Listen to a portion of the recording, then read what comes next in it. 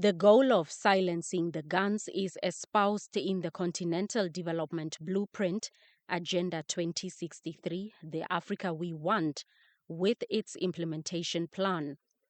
The initial deadline was the year 2020. However, 5 years later, Africa still grapples with conflict and crisis situations in some parts that warrant redoubling of efforts. President Nandi-Ndaitwah remains optimistic about a conflict-free Africa and one that would continue to meet the needs of its citizens. We are making progresses, but we have a challenge because one factor in our first 10 years of implementation of Agenda 2063 is the silencing of the guns. But unfortunately, we are moving very slow. But we still believe we have a chance to reach that stage when we silence the guns in our continent and then proceed to focus in earnest on the social and economic development of the people of Africa.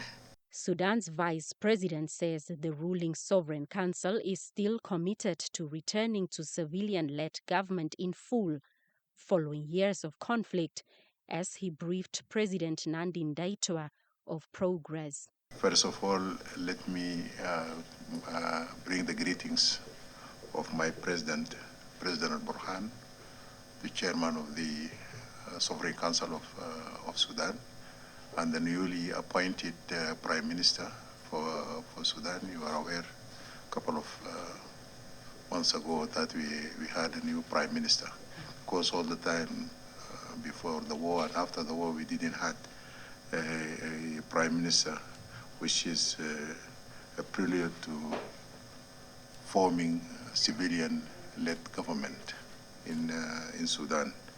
The war has actually obstructed it for quite a very long time, 2 years now under war. And on the other hand is that, let me congratulate you yourself for winning the elections and heading this beautiful country. I believe your ability and others join together with other African leaders who will reach the goals that we talk about of 2063.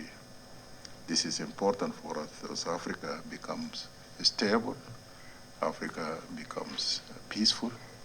That is the desire of any African leader, despite the juggle of war here and there now.